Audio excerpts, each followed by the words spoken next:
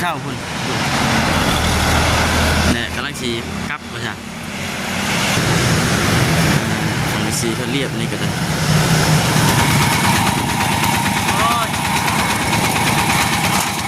ไล่ไปเลยพี่น้องโอ้ยเคยจอดเพื่อนจอดตั้งไรบอลจะไหนก็จะจอดอีกแล้วเลยพี่น้องเลยเนาะยานมันเฮียนข้างกับบ้านนั่นพี่น้องเลยเอาไล่ไปเลยว่ามันโยตาเอาดูโอ้ยพี่น้องเลยเนาะยานมันเฮียนกับบ้านนั่นเหมือนกัน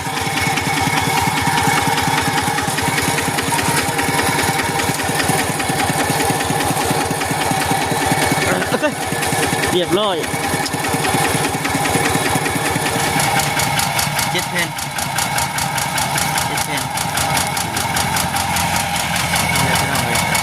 ว้าวเติมนึงก็เป็นเงินของทางผู้รับผู้ใหญ่เพิ่นนั่นแหละพี่น้องเนาะเพิ่นว่า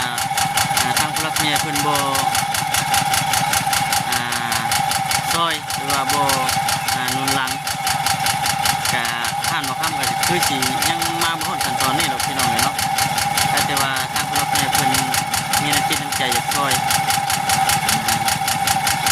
จนห่านบ่ค้ำไปจนเกือบสิแล้วได้ล่ะพี่น้องเนาะแต่ว่าบ่มีเพิ่นจักยามใดจักมื้อใดล่ะพี่น้องเอ้ยคือสิบ่ฮอดขั้นตอนนี้ดอกเบิ่งนี่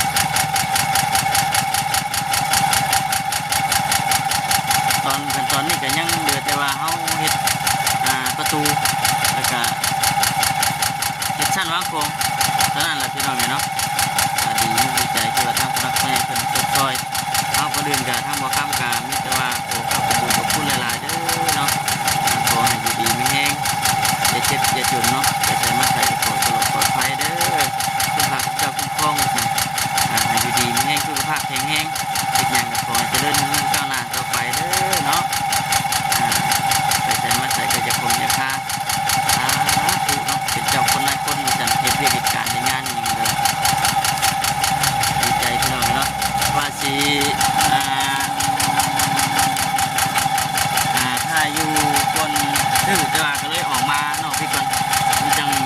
รถบุญเซลแน่ว่าซั่นรถโบราณนะพี่น้องไปจังไรก็เดินทางก็ได้พี่น้องเนาะยังทันหอดเพื่อนทันได้นี่ ไปพี่น้องเลย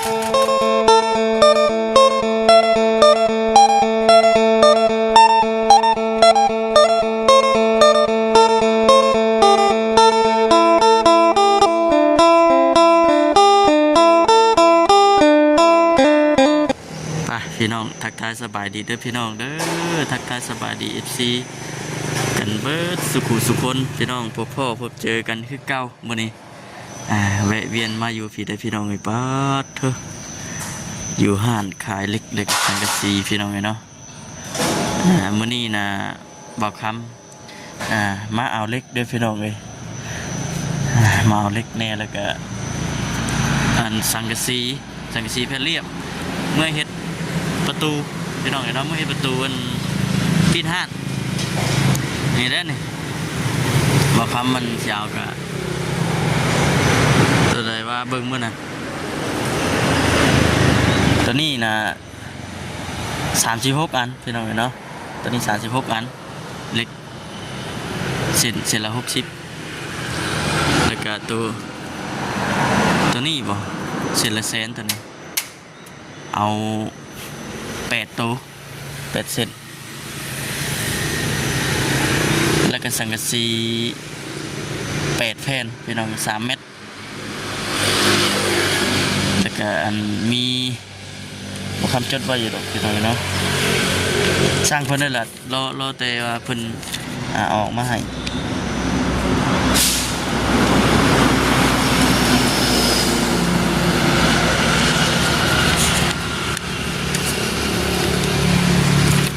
ขี่รถไถอีแท็กพี่เนี่ยพี่น้องมาแต่เช้าเติบอยู่ได้พี่น้องเนาะแต่5 โมงเช้าเพื่อมาฮอดพี่กี่ปุ๊บดี6 โมงถึง7 โมงปลายแล้วแหละ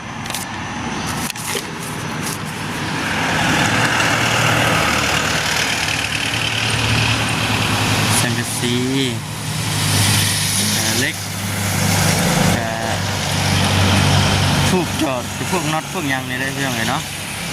แต่รถไทยเลยเมื่อสีหาทางบจิตเพิ่นมาลากมาแต่มันโบวิดนะพี่น้องมันโบวิดรถก็เล็กนี่มันอยู่6 เมตรเลยเด้เล็กมันอยู่6 เมตรอะโอเคพี่น้องถ้าไปพ่อกันอยู่แค่ทางเลยพี่น้องเด้อล้างเอาเล็กใส่เลยพี่น้องเด้อต่อใส่ทั้งพื้นที่เลย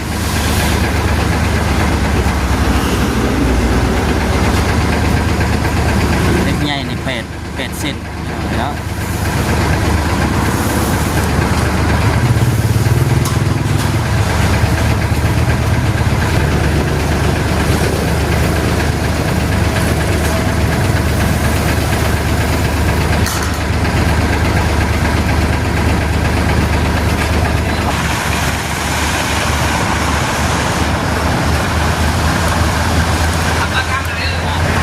แม่นไหม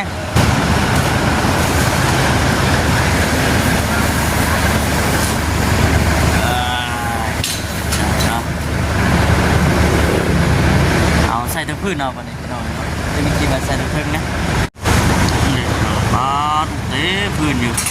บัดขึ้นได้ไหนได้บัดขึ้นพนักงานเพิ่นมาใส่นะพี่น้องเนาะมาผู้เดียวได้พี่น้องเลยมีสินับเพิ่งอีกเอาเมื่อเห็ดโค้งมันเล็กตัวน้อยกับตัวใหญ่ก็ได้พี่น้องเลยเนาะ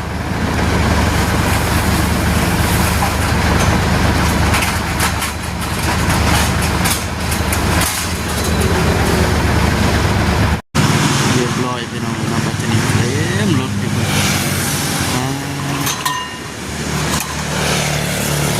ไม่ธรรมดาเลยพี่น้องวิโก้คุณพี่น้องมาไปทั้ง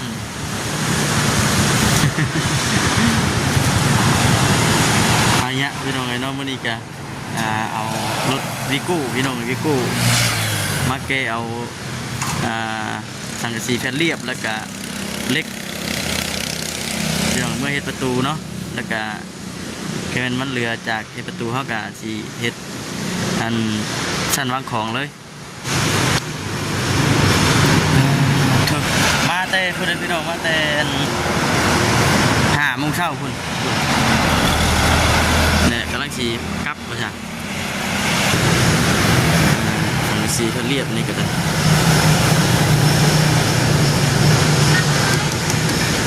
นี่บอกคำเอา7 แผ่นตัวเลย50 พ่ออยู่ดอกพี่น้องเลยเนาะ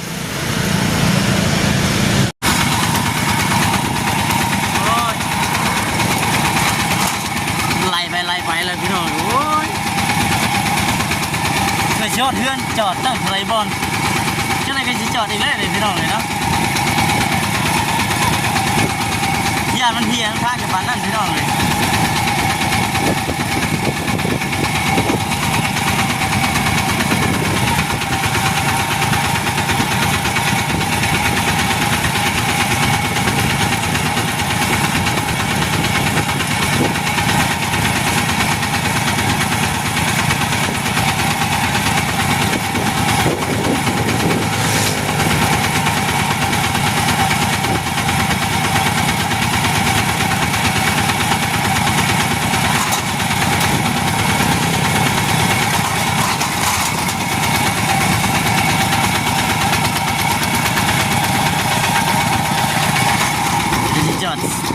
อยู่อ่ะพี่อีกกัน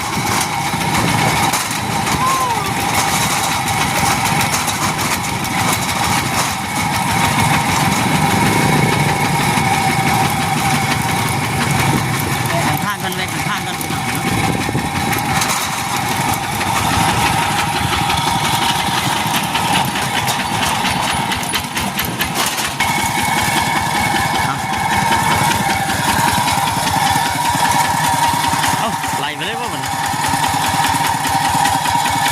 โย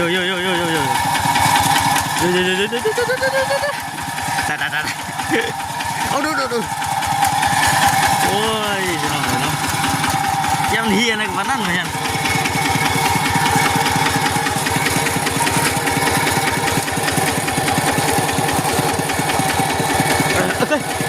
เรียบร้อยโอ้ย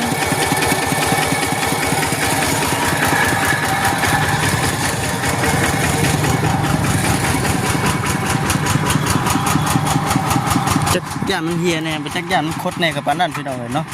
ตูนคุมมาบุบบ้ามาซะ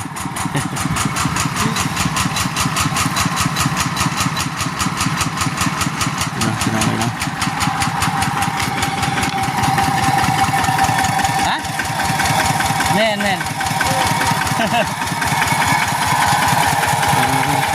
มาครึ่งทางพี่น้องเลยเนาะดีเลยมาจะดึกโจนสวยไปชันพี่น้องเนาะขนาดมาจะดึกเนี่ยหามุ้งเช้าเลยแหละหามุ้งเกือบสิข่าว6 โมงนี่แหละยังมืดอยู่ช่วงหมดทำมันรถคนก็ยังใต้ตาอยู่ดิไปแก้เอาเล็กพี่น้องเนาะมันนี่ก็ได้จะเป็นเงินโครงทางผู้รักผู้ใหญ่เพิ่นนั่นแหละพี่น้องเนาะเบิดไปเท่าไรเนาะเดี๋ยวจะแจ้งบินกับอีซีได้ฮู้ว่างบเกือบคำซื้อเล็กไปในมื้อนี้น่ะเบิดไปเท่าไรวะเนี่ยบ่ได้เอาไม่กระชั้นมากพี่น้องเลยมันเลยเป็นยากไงเบิดไป5,550,000พี่น้องเลยเนาะเล็กตัวใหญ่นั่น8 ตัวละแสนพี่น้องเลยเนาะมาทำซื้อมาเล็กน้อยนั่นก็36 ตัวหนึ่ง60,000ตัวนั้นก็แล้วก็สังกะสีแผ่นเรียบนี่ก็เม็ดละ65,000หรือว่าเม็ดละ100นั่นแหละพี่น้องเลยเนาะพอดีบ่ทำเอามา7 แผ่น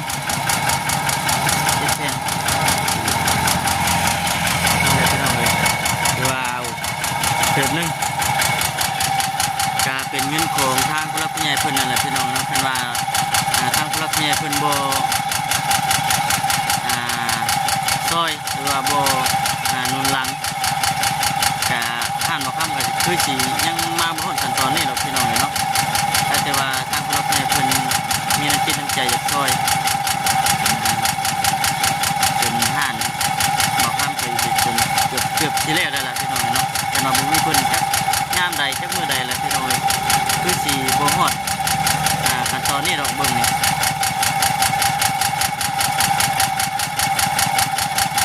ขั้นตอนนี้ก็ยังเหลือแต่ว่าเฮาเฮ็ดประตูแล้วก็เฮ็ดชั้นวางโครงเท่านั้นแหละพี่น้องเนาะดีมีดีใจที่ว่าทางผู้รักผู้ใหญ่เพิ่นช่วยเฮาคนอื่นก็ทางบ่ค้ำก็มีแต่ว่าขอบคุณหลายๆเด้อเนาะขอให้อยู่ดีมีแรงอย่าเจ็บอย่าจนเนาะอย่าใจมาใส่ขอตลอดปลอดภัยเด้อคุณพระเจ้าคุ้มครองให้อยู่ดีมีแรงสุขภาพแข็งแรงอีกอย่างก็ขอให้เจริญรุ่งเรืองก้าวหน้าต่อไปเด้อเนาะใจมาใส่ก็จะคงจะพาถูกเนาะเป็นเจ้าคนหลายคนจัดเฮ็ดเวียกกิจการในงานอย่างเดียวดีใจพี่น้องเนาะว่าสิถ้าอยู่คนถือแต่ว่าก็เลยออกมาเนาะพี่ก่อนมันจังรถบุญเซลแน่ว่าซั่นรถโบราณนะพี่น้อง